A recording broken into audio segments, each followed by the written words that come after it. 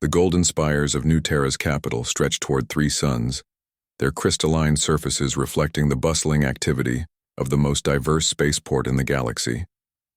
Dragons soared between the towers, their massive wings casting shadows over the streets below where dozens of alien species conducted their daily business. The Galactic Council had chosen this human colony world as neutral ground for the most important peace summit in centuries. Empress Zarathek descended from her ship with the grace that befitted the ruler of the Dragon Empire. Her scales shimmered like liquid emeralds, and her eyes held the ancient wisdom of her 1,000-year reign. Behind her walked her most trusted advisors and guards, their armor gleaming with ceremonial polish. The dragons had come here reluctantly, pressured by economic sanctions and the growing alliance between humans and their former enemies. The Empress had little love for humanity. These short-lived creatures had somehow managed to unite half the galaxy against her empire in just 2 centuries. Where dragons valued tradition and hierarchy, humans seemed to thrive on chaos and change. They welcomed refugees, formed alliances with species the dragons considered beneath notice, and worst of all, they had military technology that could match dragon fire. As her entourage made its way through the spaceport, Zarathek noticed how differently this place operated compared to dragon worlds. There were no servants crawling on their bellies, no elaborate ceremonies of submission. A Zentorian trader argued loudly with a human customs officer about import taxes, while a group of crystalline children played some incomprehensible game nearby. The chaos offended every instinct the Empress possessed. Their destination was the Cosmic Cafe, a meeting place chosen specifically because it was run by humans but served food from across the galaxy. The irony wasn't lost on Zarathek that she, ruler of billions, would be dining in what amounted to a glorified restaurant. But the human ambassador had insisted that informal settings produced better negotiations, and her advisors had reluctantly agreed. The cafe occupied the top 3 floors of a gleaming tower, with transparent walls offering stunning views of the city and spaceport below. The interior was warm and welcoming, filled with comfortable seating areas designed to accommodate beings of vastly different sizes and physiologies. Soft music played in the background, and the air carried the mingled aromas of 100 different cuisines. Zarathek was shown to a private dining area where she could conduct business away from curious eyes. The space was elegant yet comfortable, with adjustable furniture that could accommodate her considerable size. As she settled herself, a young human woman approached their table. "Welcome to the Cosmic Cafe, Your Imperial Majesty," the waitress said with a respectful bow that was neither too deep nor too shallow. "My name is Sarah Chen, and I'll be taking care of you today. Can I start you with something to drink?" The Empress studied this human with interest. Sarah appeared to be in her mid-20s with dark hair pulled back in a practical style and kind brown eyes. She wore the standard cafe uniform but moved with quiet confidence. What struck Zarathek most was the complete absence of fear in the young woman's demeanor. Most beings trembled in the presence of dragon royalty. "I will have fire wine," the Empress said, testing the human's knowledge. "Properly heated to 700 degrees, served in a crystalline vessel." Sarah nodded without hesitation. "Of course, Your Majesty. We have an excellent vintage from the Pyrian system. Would you prefer the 2387 or the 2391? Zarathek raised an eyebrow ridge. Few non-dragons knew enough about fire wine to distinguish vintages. "The 2387 will suffice." As Sarah moved to fulfill the order, the Empress noticed something unusual. A soft cooing sound came from what appeared to be a baby carrier strapped to the waitress's back. The sound was distinctly draconic, but surely no dragon infant would be found in such a place. When Sarah returned with the fire wine, properly heated and served in the appropriate vessel, Zarathek's curiosity got the better of her. "You carry something that sounds like a dragon youngling." Sarah's expression softened immediately. "Yes, Your Majesty. This is Ember." She carefully adjusted the carrier so the Empress could see its contents. "I found her 3 months ago on Kepler Station. Her egg had been abandoned, cracked, and dying." Zarathek stared at the tiny creature nestled in the carrier. It was indeed a dragon youngling, but something was wrong. Where there should have been 4 perfectly formed limbs, the left wing was severely underdeveloped and the right rear leg was missing entirely. The little dragon's scales were a beautiful deep red, but their growth pattern was irregular. "This youngling is severely disabled," the Empress said, her voice carefully neutral. "Among my people such offspring are not permitted to survive. It is considered a mercy. Sarah's jaw tightened, but her voice remained respectful. With respect, Your Majesty, Ember is thriving. She may not fly like other dragons, but she's incredibly intelligent and affectionate. I've been caring for her since she hatched, and she's become my daughter in every way that matters. The Empress felt something shift inside her chest, an emotion she couldn't immediately identify. She watched as Sarah gently stroked the youngling's head, and Ember responded with a contented purr. The love between them was obvious and genuine. How do you manage her care? Zarathek found herself asking. Dragon younglings require specific nutrition, temperature regulation, mental stimulation. Sarah's face lit up with genuine enthusiasm. It took some research, but I connected with Dr. Martinez at the Xenobiology Institute. We worked out a diet plan and exercise routine adapted for Ember's limitations. She can't fly, but she loves to swim in the thermal pools at the recreation center, and she's learning to use adaptive technology for mobility. As if summoned by the mention of her name, little Ember lifted her head and looked directly at the Empress. Their eyes met, and Zarathek felt her world tilt on its axis. Those eyes held intelligence, curiosity, and contentment. This wasn't a broken creature living in misery. This was a loved child thriving despite her challenges. The Empress had ruled for a millennium, making decisions that affected billions of lives. She had seen battles that scorched entire planets and negotiations that reshaped the galaxy. But sitting in this human cafe, looking into the eyes of a disabled dragon youngling being raised with such obvious love, Empress Zarathek felt something she had never experienced before. For the first time in her long life, she began to question everything she thought she knew about strength, worth, and what it truly meant to be civilized. The peace negotiations had been scheduled to begin within the hour, but Empress Zarathek found herself unable to focus on the complex trade agreements and territorial disputes that had brought her here. Her attention kept drifting to the young human waitress who moved efficiently between tables, the tiny dragon baby secured safely against her back. Sarah Chen had returned several times to check on the Empress's needs, each interaction revealing more about the unusual bond between human and dragon. During one visit, Ember had begun fussing, making the small distress sounds that dragon younglings use to communicate discomfort. Without hesitation, Sarah had excused herself and moved to a quiet corner where she carefully repositioned the baby and offered her a specialized feeding bottle. Zarathek had watched, fascinated despite herself, as Sarah spoke to Ember in a mixture of common standard and what sounded like rudimentary draconic. The Empress's own language learning protocols told her that Sarah's pronunciation was imperfect, but the intent was clear. She was singing a traditional dragon lullaby, one that Zarathek recognized from her own distant childhood. How did you learn that song? The Empress asked when Sarah returned to their table. Sarah looked slightly embarrassed. I've been studying Draconic through the university's cultural exchange program. Dr. Cathera has been very patient with my pronunciation. She said that dragon younglings respond better to traditional melodies, especially when they're stressed or tired. Dr. Cathera was Zarathek's own former advisor, an elderly dragon who had retired to academic life after centuries of service. The idea that she would teach sacred dragon lullabies to a human was almost incomprehensible, yet here was proof of that impossible collaboration, worn lovingly by a young woman who clearly considered it a privilege rather than a burden. May I see her more clearly? The request surprised even Zarathek herself. Sarah's face brightened immediately. She carefully removed Ember from the carrier and cradled her gently. The little dragon was awake and alert, her large eyes taking in everything around her with obvious intelligence.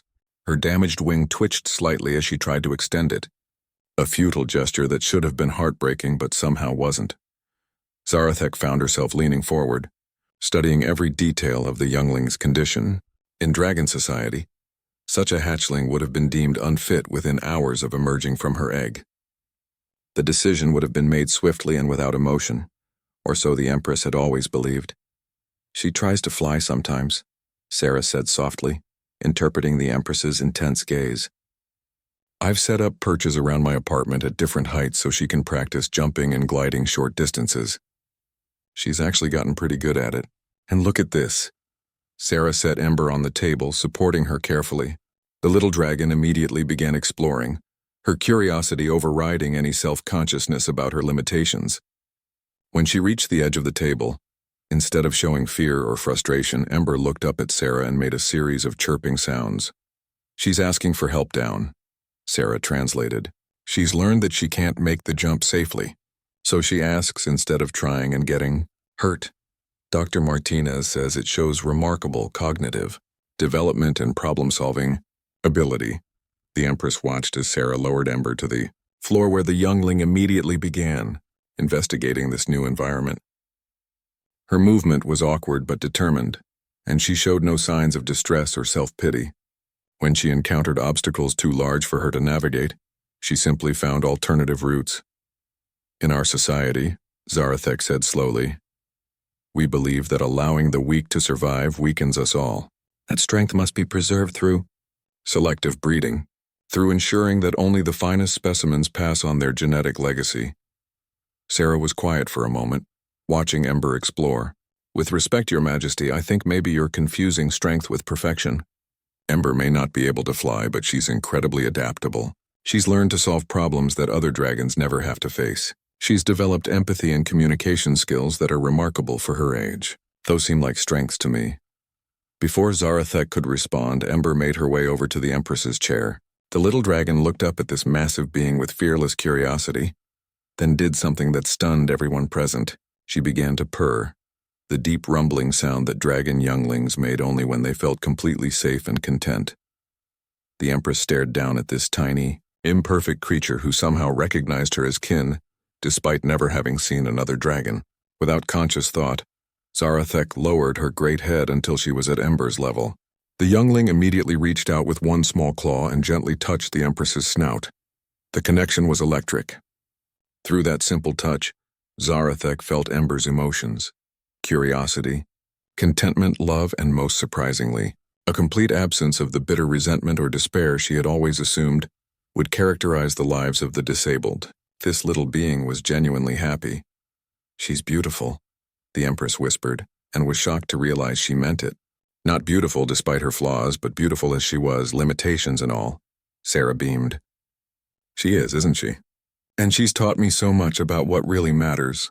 Before I found her, I was focused on climbing the corporate ladder, making more money, achieving traditional success.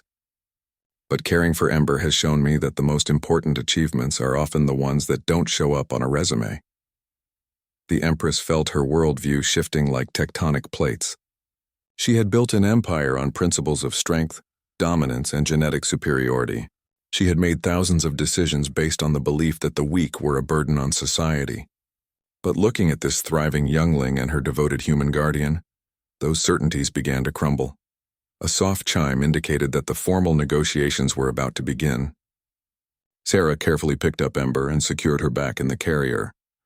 "I hope your talks go well, Your Majesty. Thank you for letting me show off my daughter." As Sarah walked away, Zarathek realized that something fundamental had changed within her.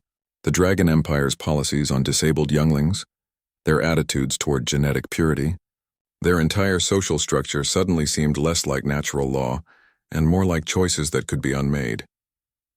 The Empress rose to join the peace talks, but her mind was no longer on trade agreements or territorial disputes. Instead, she was thinking about a tiny dragon who had never learned that she was supposed to be broken, and the human who had shown her that love could transform any limitation into just another facet of uniqueness. The negotiations would proceed, but Zarathek now had an entirely different perspective on what constituted true strength and what kind of future she wanted to help build. The formal conference room buzzed with tension as representatives from 12 different species took their seats around the circular negotiation table. Empress Zarathek settled into her designated position, her massive form dominating one section of the carefully designed space. Across from her sat Ambassador Elena Rodriguez, the human diplomat whose reputation for fair dealing had made this summit possible. The agenda was extensive: trade disputes, mining rights, territorial boundaries, and most contentiously, the Dragon Empire's recent expansion into systems claimed by the Human Allied Coalition. These negotiations had been years in the making, with both sides hoping to avoid the devastating war that seemed increasingly inevitable. "Your Imperial Majesty," Ambassador Rodriguez began, her voice carrying the practiced neutrality of a seasoned diplomat, "we appreciate your willingness to meet on neutral ground. The human coalition believes that our differences can be resolved through dialogue rather than conflict. Normally, Zarathek would have launched into the traditional dragon opening, a recitation of their ancient claims, their superior firepower, and the folly of opposing an empire that had conquered a third of the galaxy, but the words felt hollow in her throat. Instead, she found herself thinking about Ember's fearless curiosity and Sarah's patient dedication. Indeed, the Empress replied, surprising her own advisors with the mildness of her tone. Perhaps it is time we explored alternatives to the traditional solutions. The first hours proceeded as expected, with both sides presenting their positions on various disputes. The Kepler Mining Consortium wanted exclusive rights to the asteroid fields in the Vega system. The Dragons claimed historical precedents dating back 4 centuries. The humans countered with evidence of prior colonization by refugee populations that the Dragons had displaced. It was a familiar dance, but Zarathek found herself listening with different ears. When the human representative described the refugee settlements, she no longer heard strategic weakness but resilience. These humans had taken in beings that other species had abandoned and helped them build new lives, just as Sarah had done with Ember. During the afternoon break, Zarathek found herself walking through the cafe rather than remaining in the private conference rooms. She told her advisors she needed to clear her head, but truthfully she was hoping to catch another glimpse of the unusual waitress and her adopted daughter. She found them in a small alcove near the kitchens. Sarah was on her break, sitting at a corner table with Ember on her lap. The little dragon was working with what appeared to be a complex puzzle toy, her small claws manipulating colored blocks with impressive dexterity. Despite her physical limitations, Ember's problem-solving skills were clearly advanced for her age. "That is a Zentaurian intelligence training device," Zarathek observed, approaching their table. "Most dragon younglings cannot master it until they are at least 6 months old." Sarah looked up with surprise and pleasure. "Your Majesty, I didn't expect to see you during the break. And yes, Dr. Martinez suggested it to help with Ember's cognitive development. She solved the basic configuration in 2 days and has been working on the advanced patterns ever since." Zarathek gestured to an empty chair. "May I sit?" The request clearly surprised Sarah, but she nodded eagerly.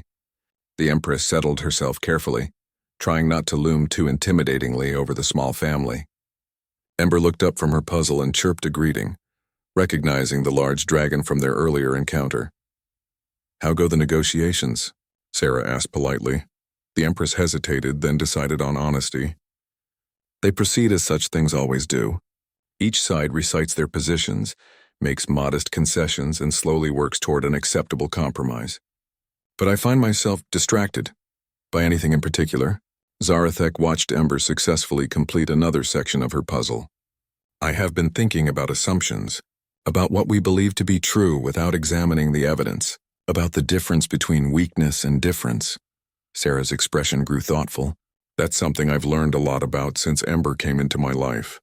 I used to think there was a right way to do things and a wrong way, but she's shown me that there are actually dozens of different ways, and most of them work fine if you're willing to be creative." As if to demonstrate the point, Ember had reached a section of the puzzle that required manipulating 2 pieces simultaneously. Her damaged wing made the standard approach impossible, so she used her tail as a stabilizer while working with her functional claws. The solution was elegant and effective, just not the one the toy's designers had intended. "In my empire," Zarathek said slowly, "we have strict protocols for everything. Hierarchy, genetic selection, resource allocation. We believe that adherence to these protocols is what made us strong." "And what do you think now?" Sarah asked gently. The Empress was quiet for a long moment. "I think perhaps we have confused rigidity with strength, and I wonder what innovations we might have discovered if we had been more willing to embrace alternative approaches." Their conversation was interrupted by the arrival of General Korvex, Zarathek's primary military advisor. The elderly dragon's expression was thunderous as he approached their table. "Your Imperial Majesty," he said with barely concealed frustration, "the human delegation is asking for a private consultation. They claim to have a new proposal that could resolve several disputed issues simultaneously." Zarathek rose to follow him, but paused to look back at Sarah and Ember.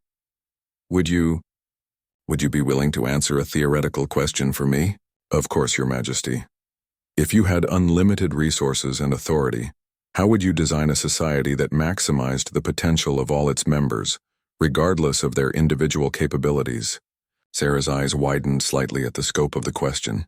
That's a big question. But I think I'd start with the premise that everyone has value, even if it's not immediately obvious. I'd create systems that helped people discover and develop their unique strengths, rather than trying to force everyone into the same mold.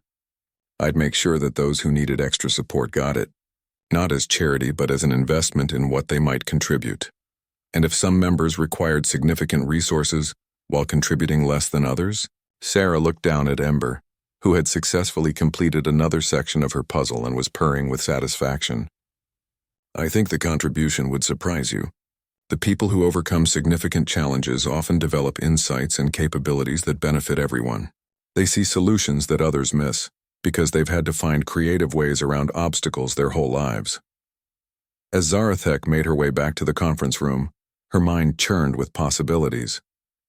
The humans' new proposal turned out to be a comprehensive restructuring of trade relationships that acknowledged dragon territorial claims while establishing humanitarian corridors for refugee populations. It was creative, generous, and surprisingly advantageous for both sides. But what struck the Empress most was the proposal's underlying philosophy. Instead of viewing the galaxy as a zero-sum competition, where one side's gain required another's loss, the humans had found ways to create mutual benefit through cooperation and innovation.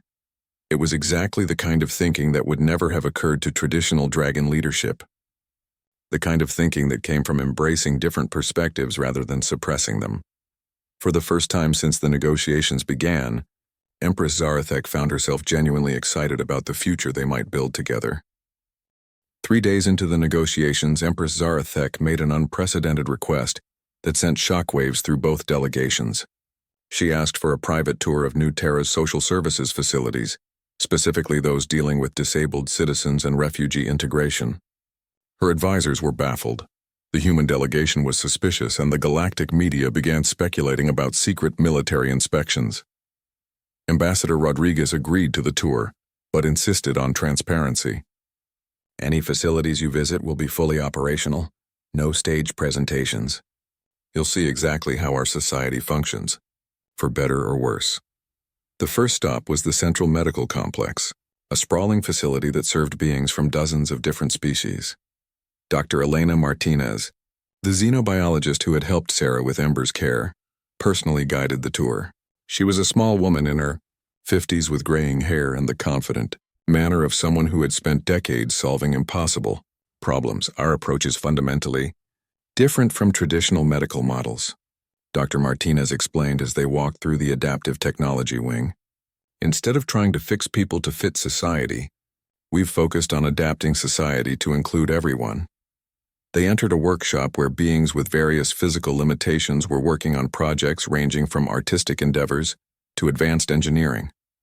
A Zentorian with paralyzed lower limbs operated a complex manufacturing system through neural interface technology. A human veteran who had lost both arms in the Proxima War was designing spacecraft components using eye tracking and voice commands. Zarathek watched a young dragon, clearly born with genetic differences that would have been fatal in her empire, working alongside a team of mixed-species engineers. His wings were underdeveloped and his scales grew in unusual patterns, but his spatial reasoning abilities were extraordinary. The holographic projections he manipulated with his claws showed engineering solutions that none of his colleagues had conceived. In the Dragon Empire, the Empress said quietly to Dr. Martinez, he would not have survived his first day. And your empire would have lost a brilliant mind, the doctor replied without judgment. Korvac there has revolutionized our understanding of crystalline matrix engineering. His different neurological development gives him insights that traditional thinkers miss. The tour continued to the rehabilitation center, where recent refugees learned skills for their new lives. Zarathek observed a class where former soldiers from various wars were training for civilian careers. The instructor was helping them recognize how their military experience translated to valuable civilian skills, rather than trying to erase their past. What struck the Empress most was the absence of shame. In Dragon society, Needing help was viewed as weakness, and receiving assistance came with obligations and loss of status. Here, support was offered freely and accepted with dignity. The humans had somehow created systems where strength came from community rather than individual dominance. "How do you fund this?" General Korvax asked suspiciously. "Such extensive support systems must drain enormous resources," Dr. Martinez smiled. "That's what we thought initially. But it turns out that helping people reach their potential is one of the best investments a society can make. Korvax engineering innovations have saved us millions of credits in construction costs. Our adaptive technology research has opened new markets throughout the galaxy. The refugees we've integrated have brought skills and perspectives that have strengthened our entire economy." They visited a school next, where dragon younglings learned alongside human children and dozens of other species. Zarathek watched in fascination as a teacher helped students with radically different learning styles master the same mathematical concepts. What would have been a single standardized lesson in dragon schools had become a complex dance of individual instruction that somehow achieved superior results for everyone. In one classroom, she found a surprise that made her heart skip a beat. Sarah Chen was there with Ember, participating in what appeared to be a cross-species cultural exchange program. Sarah was teaching a group of younglings about human cooking traditions while Ember demonstrated dragon, fire-breathing techniques adapted for her limited capabilities. The other younglings were captivated by Ember's presentation. She couldn't produce the spectacular flames of a healthy dragon, but she had learned to create intricate patterns with her smaller fire that were actually more precise and controlled. The students were trying to replicate her techniques, and even those with full fire-breathing capabilities were struggling to match her artistic precision. "Miss Chen volunteers here twice a week," the teacher explained. "She's been instrumental in helping our dragon younglings understand that there are many ways to express their cultural heritage. And young Ember has become something of a celebrity among the children. They call her their fire artist." After the official tour ended, Zarathek requested a private conversation with Sarah. They met in the cafe's quiet evening hours, with Ember sleeping peacefully in her carrier. The Empress had spent the day processing everything she had seen, and she needed to understand how these humans had achieved something her ancient civilization had never imagined. "Your species is very young compared to mine," Zarathek began. "We have had millennia to perfect our social systems, yet what I have seen today surpasses anything we have achieved." "How is this possible?" Sarah considered the question carefully. "Maybe that's actually the advantage. We haven't had time to become set in our ways. When we encountered other species and saw different approaches to problems, we were still flexible enough to adopt what worked. We've made a lot of mistakes, but we've learned from them. In dragon society, change is viewed with suspicion. Tradition equals stability. But stability can become stagnation," Sarah said gently. "And stagnation leads to brittleness.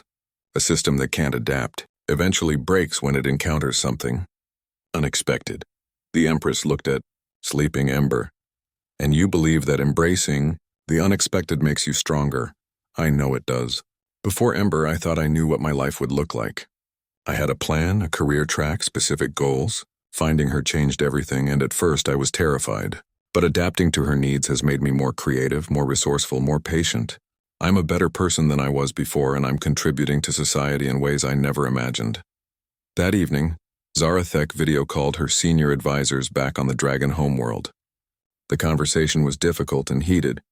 Her descriptions of human society were met with disbelief, skepticism, and not a little concern for her mental state. "Your Majesty," her chief counselor said carefully, "perhaps the stress of these negotiations has affected your judgment. What you describe sounds like chaos, not civilization. What if we have been wrong?" the Empress asked. "What if our certainty about genetic purity and social hierarchy has blinded us to better possibilities? The Dragon Way has made us the dominant force in this galaxy," General Korvax interjected. "Why would we abandon success for untested human sentimentality?" Zarathek ended the call without answering, but she knew her decision was already made. Tomorrow she would return to the negotiation table with proposals that would shock both sides. She was about to suggest changes to Dragon society that would transform her empire as completely as a disabled baby dragon had transformed her own. Understanding of strength, the question was whether her people would have the courage to embrace that transformation or whether they would choose the brittle comfort of tradition over the vibrant uncertainty of growth. The fifth day of negotiations began with Empress Zarathek making an announcement that stunned the assembled delegates. Instead of presenting the expected counter-proposals to human trade agreements, she requested permission to address a completely different topic: the establishment of joint social research initiatives between the Dragon Empire and the Human Coalition. "Your Majesty," Ambassador Rodriguez said carefully, "while we're certainly open to cultural exchanges, our primary focus here is resolving the territorial and economic disputes that brought us to the negotiating table." "Those disputes," Zarathek replied, "are symptoms of a deeper problem. We have been operating under fundamentally different philosophies of governance and social organization. I believe it is time we examined whether there might be better approaches than either of our current systems." General Korvex looked as though he might suffer a stroke. The idea that dragon civilization needed improvement was not just radical, it bordered on heretical. Several of the Empress's advisors began whispering urgently among themselves in the ancient dialect used for private communications. But Zarathek pressed on, her voice gaining strength as she spoke. "I propose that we establish joint research facilities where both humans and dragons can study alternative approaches to social organization, education, healthcare, and citizen support. We would share our discoveries freely and implement successful innovations in both our societies." The human delegation exchanged glances of surprise and cautious hope. This was far beyond anything they had expected from the notoriously rigid dragon hierarchy. Ambassador Rodriguez leaned forward with interest. "What specifically would you envision studying?" "Methods for identifying and nurturing individual capabilities, regardless of traditional role expectations. Techniques for supporting citizens with special needs in ways that maximize their contributions to society. Approaches to education that accommodate different learning styles and developmental patterns. Systems for integrating refugee populations and diverse species." The room fell silent. These topics represented everything the Dragon Empire had traditionally rejected. For their Empress to suggest studying them as positive innovations was revolutionary. During the lunch break, Zarathek once again sought out Sarah and Ember. She found them in the cafe's outdoor garden area, where Ember was practicing her mobility exercises on a series of low platforms designed to help her build strength and coordination. "She's gotten so much stronger since I first met you," the Empress observed, watching Ember navigate a particularly challenging obstacle course. "Dr. Martinez says her progress has exceeded all expectations," Sarah replied proudly. "But more importantly, she's happy. She doesn't see her exercises as medical treatment. To her, they're just playtime." Zarathek watched Ember complete a complex maneuver that required her to use her tail as a counterbalance while pulling herself up with her functional limbs. The technique was entirely different from normal dragon movement patterns, but it was effective and graceful in its own way. "I have spent the morning proposing changes to my empire that many would consider treasonous," the Empress said quietly. "I am questioning principles that have guided dragon civilization for thousands of years." Sarah set down the training equipment she had been arranging. "That must be frightening, terrifying," Zarathek admitted. "And yet, looking at what you and Ember have accomplished together, I cannot help but believe that change is necessary. My people have confused tradition with truth and strength with inflexibility." "Change is always scary," Sarah said gently, "but the alternative is stagnation, and stagnation leads to death, whether for individuals or civilizations." That afternoon, the negotiations took an unprecedented turn. Instead of the usual adversarial positioning, both sides began genuinely collaborating on solutions. The humans shared detailed data about their social programs, including costs, outcomes, and lessons learned from failures. To everyone's surprise, the dragons began reciprocating with information about their own systems. Dr. Cathara, Zarathek's former advisor, joined the session via holographic link from the University of Draconis Prime.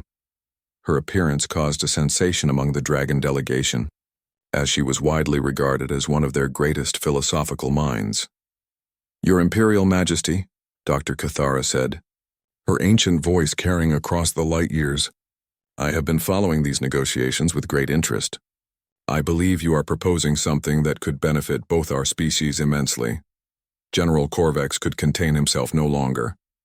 Dr. Cathara, with the greatest respect, these human ideas contradict everything our civilization stands for. We are strong because we maintain discipline, hierarchy, and genetic excellence. The elderly dragon scholar fixed him with a steady gaze. General, I have spent 3 decades studying comparative xenology on this human world. What I have observed here is not weakness disguised as compassion, but a form of strength that we have never learned to recognize. She gestured toward a display showing data from human social programs. Consider the economic output of their integrated refugee populations. Consider the innovation rates from their diverse research teams. Consider the social stability achieved through inclusive, rather than exclusive policies. By every measurable standard except military conquest, their approach produces superior results. But at what cost to social order? Another dragon advisor demanded. What cost? Dr. Cathara replied sharply. I see no riots, no social breakdown, no collapse of authority. I see a society that adapts to challenges instead of being shattered by them. I see citizens who contribute enthusiastically instead of serving through fear. Tell me, General, which kind of empire would you rather rule? The debate continued for hours, but gradually the dragon delegation began to shift their position. The evidence was overwhelming. Human methods of social organization were not only more humane, but more effective. The Empress had not gone mad. She had recognized a superior approach to civilization. As the day's session concluded, Ambassador Rodriguez approached Zarathek privately. Your Majesty, if I may ask, what changed your perspective so dramatically? This morning you seemed like a completely different leader than the one who arrived here a week ago. Zarathek smiled, an expression that transformed her intimidating features into something almost warm. I met a disabled dragon baby and her human guardian. I learned that what I had always seen as weakness was actually a different kind of strength. And I realized that my empire's greatest weakness was not our enemies, but our own refusal to grow. That evening, news of the day's negotiations spread across the galaxy. The Dragon Empire's willingness to consider fundamental social reforms sent shockwaves through established power structures everywhere. Some species hailed it as a new era of cooperation. Others feared the collapse of traditional hierarchies. But in a small cafe on New Terra, a young human woman was simply helping her adopted dragon daughter with her evening exercises, completely unaware that their love had set in motion changes that would reshape the galaxy. Empress Zarathek watched them through the window and felt a profound sense of hope. Tomorrow would bring new challenges as they worked out the practical details of transforming an ancient empire, but tonight she was content to observe this small family that had shown her what true strength looked like. The future was uncertain, but for the first time in centuries, uncertainty felt like opportunity rather than threat. 6 months after the historic New Terra Accords were signed, Empress Zarathek stood in the transformed halls of the Dragon Imperial Palace. Where once rigid hierarchical ceremonies had dominated daily life, she now observed something unprecedented. Her subjects were genuinely thriving rather than merely surviving. The changes had not come easily. The initial announcement of the Social Innovation Accord had triggered 3 separate coup attempts and the resignation of half the Imperial Council. Traditional dragon families had raged against policies that valued individual contribution over genetic heritage. Military commanders had protested the resources being redirected from weapons development to social programs. But the results spoke for themselves. The first wave of reforms had focused on education, implementing the human model of accommodating different learning styles. Within months, dragon younglings who had previously struggled in traditional hierarchical schools were demonstrating remarkable capabilities. Innovation rates soared as minds that had been stifled by conformity were finally free to explore creative solutions. The Empress's personal guard entered her private office, escorting a familiar figure. Sarah Chen walked in carrying Ember, now significantly larger and stronger than she had been during their first meeting. The little dragon had grown into a confident juvenile, who navigated her physical limitations with remarkable grace and ingenuity. Your Imperial Majesty, Sarah said with a respectful bow that Ember attempted to imitate with adorable clumsiness. Please, sit, Zarathek replied, gesturing to chairs specifically designed to accommodate human visitors. I trust your journey from New Terra was comfortable? Very much so, thank you. The new diplomatic transport ships are incredible. Ember especially loved the zero-gravity play areas designed for young dragons.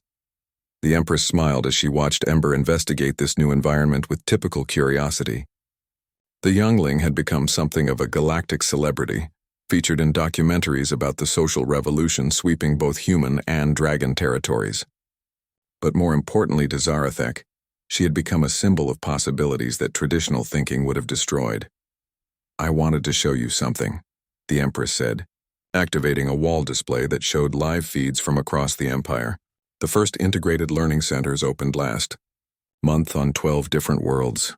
Sarah watched in amazement as the screens showed dragon younglings of all types working together in collaborative learning environments. Traditional high achievers worked alongside individuals with various developmental differences, and the results were remarkable. Problem-solving capabilities had increased dramatically when diverse thinking styles were combined rather than separated. "That's incredible," Sarah breathed. "How did the traditional families react?" "Better than expected once they saw the results. When your youngling excels because they benefit from diverse perspectives, it becomes hard to argue against inclusion." Zarathek's expression grew more serious, though there have been challenges. 3 worlds initially refused to implement the new educational protocols. What happened? Those worlds now lag significantly behind in innovation and development.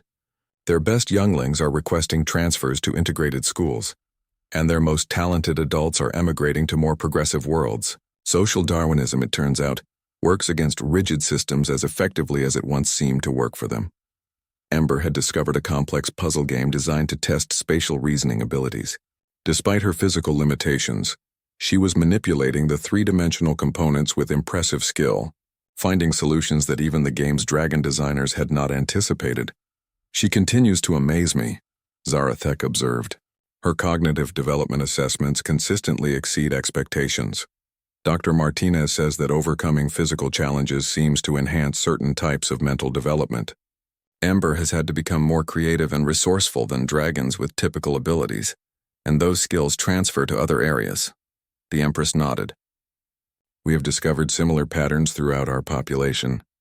Individuals who have had to adapt to limitations often develop capabilities that benefit entire communities. We have begun specifically recruiting for diversity rather than trying to eliminate it."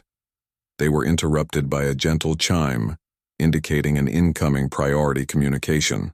The holographic display activated, revealing Dr. Cathera calling from the joint research facility that had been established on the neutral world of Haven Station. "Your Majesty, forgive the interruption, but I have remarkable news to share. Please proceed." "Doctor," the elderly dragon's excitement was palpable even through the hologram. "We have just completed the first comprehensive analysis of social and economic outcomes from our integrated communities. The results exceed our most optimistic projections." Data scrolled across the screen showing productivity increases, innovation rates, crime reductions, and citizen satisfaction indices. Every metric showed dramatic improvement in communities that had implemented the new inclusive policies. "Most significantly," Dr. Cathera continued, "we have identified what we are calling the Ember effect. Communities that include individuals with disabilities or other differences consistently outperform homogeneous populations in creative problem-solving, adaptive capacity, and long-term sustainability." Sarah looked surprised. "The Ember effect? Named after your remarkable daughter," the Empress explained. "She has become our model for understanding how diversity drives innovation. Research facilities across both our territories are studying the principles she represents." The call concluded with plans for expanding the joint research initiatives to include 12 more species. As the hologram faded, Zarathek realized how completely her worldview had transformed. What had begun as curiosity about a disabled dragon baby had evolved into a fundamental restructuring of her understanding of civilization itself.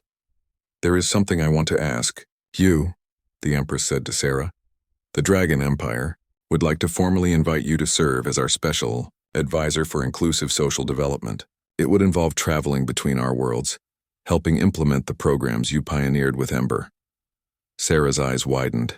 That's an incredible honor, Your Majesty, but I'm just a waitress who happened to find a baby dragon. You are a person who saw potential where others saw only problems. You are someone who chose love over convenience, growth over comfort, Those are exactly the qualities we need as we build a better future. Ember had successfully completed the spatial puzzle and was now investigating a musical instrument designed for dragon claws. Her attempts to play it were producing sounds that, while not traditionally melodic, had their own unique beauty. Several palace staff members had gathered to listen, clearly charmed by her creative approach to the instrument. "Look at her," Zarathek said softly. "6 months ago she would not have survived in my empire. Today she is teaching us new definitions of music, beauty, and possibility. If we can learn to see the potential in one small dragon, imagine what we might discover about ourselves." Sarah watched her adopted daughter playing her unconventional melodies for a delighted audience of ancient beings who ruled vast territories. "When I first found her, I just wanted to save her life. I never imagined she would end up saving an empire." "Not saving," the Empress corrected. "Transforming. There is a difference between rescue and growth, between charity and opportunity. What you gave Ember was not salvation, but the chance to become herself. What she gave us was the courage to become better than we were." As if understanding she was the subject of conversation, Ember looked up from her musical explorations and trilled a happy sound that seemed to encompass all the joy and possibility of their transformed world. In that moment, Empress Zarathek felt the deep satisfaction of a leader who had chosen growth over tradition, love over fear, and potential over prejudice. The Dragon Empire would never be the same, and neither would the galaxy. All because a young human had shown a disabled baby dragon that she was perfect exactly as she was, and in doing so, had taught an ancient civilization that true strength comes not from eliminating differences, but from embracing them. The future stretched ahead, bright with possibilities that none of them could have imagined when this unlikely friendship first began in a simple cafe where love transcended species, ability, and the ancient boundaries of what was thought possible.